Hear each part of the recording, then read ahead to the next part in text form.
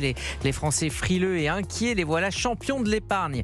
438 milliards, c'est la somme que les Français ont actuellement dans leur livret A. Alors, pas évidemment un seul livret A, mais dans tous les livrets A. Un taux d'épargne record, près de 19%, 18,7% du revenu disponible selon la Banque de France. Les Français, donc, toujours fidèles à ce livret A, mais qui sont aussi de plus en plus attirés par les assurances vie. Est-ce qu'ils ont raison de mettre frénétiquement de l'argent de côté? Eh bien, on va en parler avec notre invité, Philippe Crevel. Bonsoir. Bonsoir. Merci d'être avec nous. Vous êtes économiste, directeur du Cercle de l'épargne et auteur de cet ouvrage, Épargner mieux pour vivre mieux. C'est aux éditions Solar. Alors, naturellement, on pourrait penser que l'instabilité politique et internationale pousse les Français à épargner. Est-ce que c'est vrai ? Alors, l'incertitude, les doutes sur la situation budgétaire, financière de la France, les tensions géopolitiques, oui, c'est un facteur important de l'épargne. Ça génère de l'épargne de précaution. Mais il y a d'autres facteurs qui expliquent ce fameux taux de 18% d'épargne en France. C'est le vieillissement de la population. Plus une population est âgée, plus elle a tendance à mettre de l'argent de côté, déjà pour préparer les retraites. Et puis même quand on est à la retraite, on continue à épargner par peur ou pour transmettre un patrimoine. Les retraités français mettent jusqu'à 25% de leurs revenus en épargne. C'est évidemment des moyennes. C'est bien donc, la preuve. Ce sont les deux grands facteurs, on va dire, qui contribuent aujourd'hui à ce taux élevé d'épargne en France. Antonin André. C'est bien la preuve, si je vous écoute, qu'il faut geler urgemment l'indexation des retraites, parce que les retraités ont tellement d'argent qu'ils en mettent 25% sur des plans d'épargne. Il vaudrait mieux investir sur la jeunesse, non ? Alors, le problème, c'est que, évidemment, il n'y a pas que des retraités avec des moyens qui leur permettent d'épargner. Il faut savoir que la pension moyenne en France, elle est inférieure à 2000 euros, que la pension des femmes est plutôt autour de 1400 euros par mois. Donc, c'est pas des montants importants. Mais je voudrais dire qu'en moyenne, c'est vrai que le taux d'épargne des retraités est élevé, 25% donc de leurs revenus. Alors, c'est lié aussi que, en France, à la différence des Américains, on capitalise. Ça veut dire que les gains qu'on a sur les produits financiers, on les remet dans l'épargne, on les sort pas pour consommer. Et donc, comme on a un patrimoine plus important quand on est retraité, les gains qu'on va réinvestir sont plus importants également. C'est assez logique et ça contribue à cette augmentation du taux d'épargne avec l'âge. Est-ce que l'épargne est une spécificité française ? Qu'en est-il chez nos voisins européens ? Alors, l'épargne est une spécificité française, mais nous ne sommes pas les seuls. Les Allemands, en particulier, épargnent beaucoup, un peu plus que nous. Eux, ils sont aux alentours de 20% de leurs revenus. Et je veux dire qu'il y a surtout les Européens et les Américains. Les Américains, en revanche, ont un taux d'épargne qui est inférieur à 10%. Aux États-Unis, on privilégie la consommation, quand en Europe, sur le vieux continent, on privilégie l'épargne. C'est traditionnel, c'est structurel, mais c'est vrai que les Français se classent parmi les 2 ou 3 premiers pays en matière d'effort d'épargne au niveau européen.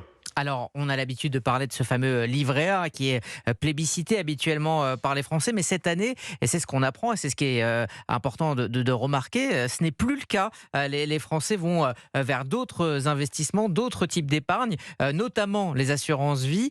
Quelles sont les grandes tendances de l'épargne et pourquoi on ne va plus vers ce livret A ? Alors, en 2025, les Français ont épargné beaucoup, mais différemment par rapport aux années précédentes.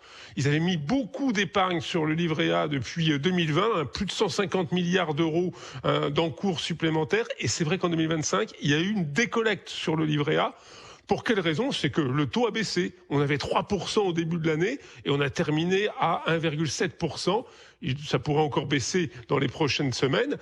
Et donc les Français se sont dit c'est beaucoup moins intéressant de mettre son argent sur le livret A, mais également sur le livret de développement durable ou sur les dépôts à terme. Et les Français ont regardé qu'est-ce qui rapportait. L'assurance vie est devenue beaucoup plus attractive. Le rendement de l'assurance vie, des fameux fonds euros avec une garantie en capital, c'est 2,6%. Et puis les unités de compte, le deuxième pilier de l'assurance vie, fonctionne plutôt bien parce que les marchés actions se sont très bien portés pendant l'année 2025 avec des hausses de 10% pour le CAC 40, mais plus de 20% pour les indices américains. Et donc les Français ont opté pour l'assurance vie qui permet à la fois la garantie et puis d'aller chercher un peu de rendement ailleurs. Alors, est-ce que investir dans les actions, cela est trop risqué et justement pas forcément très français ?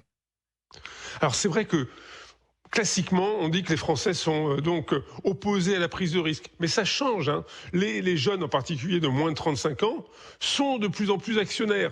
Il y a eu un cap qui a été franchi au moment du Covid. Il y avait plus d'1 million de jeunes de moins de 35 ans qui se sont dit c'est intéressant d'aller chercher des actions au moment où il y avait une baisse après le confinement et qu'ils les ont revendues après. Ils ont fait un gain, ils se sont habitués à aller sur les marchés actions. Et on voit qu'aujourd'hui, sur l'assurance vie, qui est le premier pilier de l'épargne en France, plus de 2000 milliards d'euros d'encours, les unités de compte, ça représente 38% de la collecte.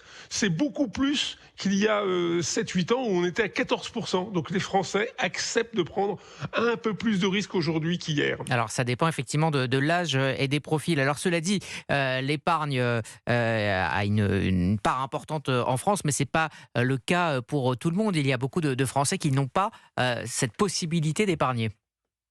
Alors en France, on estime que 7 Français sur 10 donc épargne, donc ce qui est assez général. Mais on va dire que l'effort d'épargne est quand même concentré, que la grosse partie de l'épargne est réalisée par les 20% les plus riches. C'est avant tout les cadres supérieurs, les professions libérales, les indépendants et les retraités dont nous en avons parlé, qui épargnent donc de manière importante et qui contribue aux 6 000 milliards de patrimoine financier que nous avons les uns et les autres. Dernière question, Philippe Crevel. Qu'est-ce qu'il faudrait dire aux Français, ou même faire surtout, pour qu'ils soient plus en train à dépenser ? Alors pour dépenser, pour aller sur la consommation, c'est vrai que c'est le souhait du gouvernement, pour avoir un peu plus de recettes de TVA. C'est avant tout qu'il y ait un climat de confiance, qu'il y ait de l'optimisme dans le pays et qu'il y ait moins d'anxiété, moins d'angoisse et puis qu'on croit réellement aux capacités de rebond de la France sur le terrain économique. C'est pas forcément en baissant le taux du livret A qu'on va entraîner un rebond de la consommation. Ce n'est pas forcément en disant tous les matins c'est mal d'épargner. Surtout que l'épargne, on en a besoin pour financer l'État et pour financer les entreprises. Non, si on veut plus de consommation, c'est avant tout sur des perspectives de croissance et puis de dépasser un petit peu nos problèmes politiques et budgétaires. On voit que l'Espagne, à côté de nous, 3% de croissance à peu près, avec pourtant pas de budget depuis 3 ans. Donc on peut vivre sans budget tout en consommant. Les Espagnols nous donnent quelques leçons en la matière. Merci Philippe Crevel. Je rappelle que vous êtes économiste et directeur du Cercle de l'épargne, auteur de cet ouvrage Épargner mieux pour vivre mieux. C'est publié aux éditions Solar. C'est sorti à la rentrée, à la dernière rentrée. Merci à vous.